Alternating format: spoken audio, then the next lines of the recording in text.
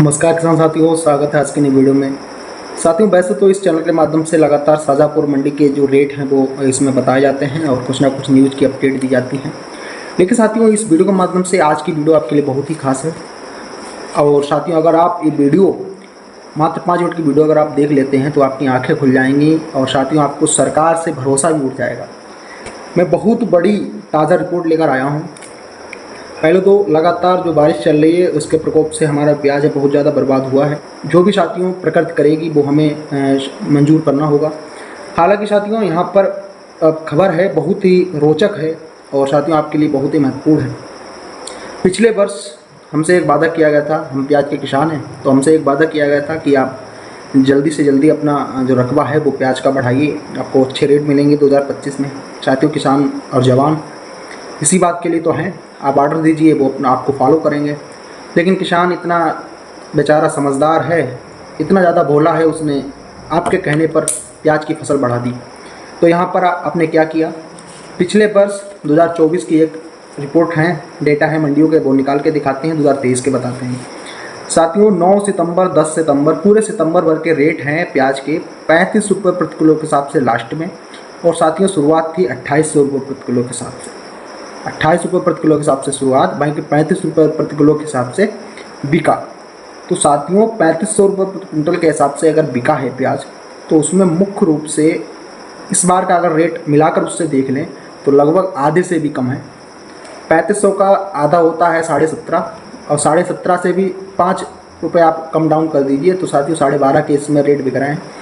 वो सीजन का last rate था, क्योंकि सितंबर होता है, अक्टूबर नवंबर ये होता है सीजन के लास्ट। साथियों यहाँ पर प्याज की नई फसल खड़ी होती है और साथियों जो प्याज है जो हमारा पुराना वाला वो स्टॉक में रहता है, वही विक्रय होता है। तो मेन बात ये है कि 3500 तक रेट था सितंबर में, इसी महीने में पिछले वर्ष। लेकिन इस बार का जो रेट है वो 4 रुपये से 12 से 13 14 रुपये प्रति किलो के हिसाब से। साथियों, आप पिछले देशों में पिछले वर्ष में क्या देशों के साथ एक्सपोर्ट हुआ था, जिन भी देशों के साथ, क्या साथियों इस बार नहीं हो सकता था? दूसरी बात, अगर आपने रेट बढ़ाने के कुछ ना कुछ वादा भी किए थे मंचों से, क्या आप उस पर खरे क्यों नहीं उतरे? इसके बाद सितंबर तो निकल गया, 35 तक का रेट था। अक्टूबर और नवंबर में सबसे ज़्यादा प्याज की मांग होती है देश के अंदर, उसमें रेट साथियों था 3500 से 4100 तक।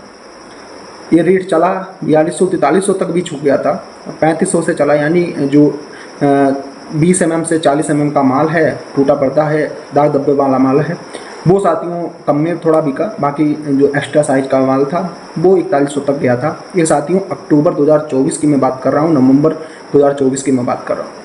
इसके बाद दिसंबर में नया प्याज आया था, तब रेट खुला था 8 रुपये से और यहाँ पर 14 रुपये तक का रेट था। दिसंबर में बात कर रहा हूँ जब नया प्याज आया तो दिसंबर का जो नया प्याज और हमारे इस समय का जो सीजन का लास्ट प्याज जो चल रहा है उसके रेट समान है। तो आप समझ सकते हैं कि वो नया प्याज था तो चलो उसमें मॉइस्चर भी था, सब कुछ था, बढ़िया की सफाई नहीं थी, ड्रेसिंग फिनिशिंग अच्छी नहीं थी, तो उसका रेट वो था। जब इस समय बढ़िया क्वालिटी का माल है, रेस्टोरेंट में यूज करने वाला प्याज है और VIP दूसरे देशों में कंट्री का भेजने वाला माल है, तो उसके रेट हैं 4 रुपये से लेकर 14 रुपये तक। तो आप समझ सकते हैं कि देश में किस तरह की धांधली हो रही है और निर्यात सिस्टम कितना ज़्यादा ख़राब है, कितना ज़्यादा हताहत है। अच्छा, इसमें भोला भाला किसान वो क्या समझ सकता है? उसको तो जो सरकार चाहेगी वो अपनी उंगलियों पर नचाएगी। तो साथियों, ये छोटी सी जानकारी थी जो आपके सामने साझा करने की थी। आपकी आँखें इससे अगर थोड़ी बहुत खोली हों तो कमेंट में कुछ ना कुछ अपना सुझाव ज़रूर दें कि ऐसा भारत के किसानों के साथ या मध्य प्रदेश के किसानों के साथ क्यों होता है। मुख्य रूप से मैं मध्य प्रदेश का इस चैनल है, मध्य प्रदेश के किसानों के बारे में बात करूंगा कि पूरी तरह से बारिश भी किसान झेले, बाढ़ भी किसान झेले, रोग भी जितने हैं वो किसान झेले।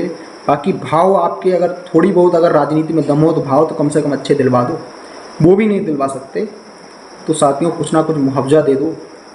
पीला मोज़ेक के कारण पूरा सोयाबीन खराब हो गया इसमें पूरे देश के अंदर, और बाढ़ ने और बारिश ने तो पूरा समझो देश का हाल ही ख़राब कर दिया। पूरी तरह से अगर बर्बाद हुआ है तो वो किसान बर्बाद हुआ है। और साथियों, सच बोलने के लिए इस चैनल के माध्यम से मैं रोज़ाना आता हूँ। कई भाई साथियों मुझ पर कमेंट भी करते हैं आप सरकार के खिलाफ ना बोलें, लेकिन साथियों मैं भी एक किसान का बेटा हूँ, मैं चुप कैसे रख सकता हूँ? इतना ज़्यादा हालत ख़राब हो गई किसान की, मैं चुप कैसे बैठ सकता हूँ। आप थोड़ा साथ दीजिए और साथियों ऐसे ही हमें बढ़ाने के लिए कुछ ना कुछ कमेंट जरूर मेरे लिए कर दें कि मैं साथियों एक अच्छा काम कर रहा हूँ या गलत काम कर रहा हूँ। और साथियों अगर आपने कमेंट कर दिया कि बंद कर दो चैनल, तो मैं साथियों कल से बंद कर दूँगा। धन्यवाद।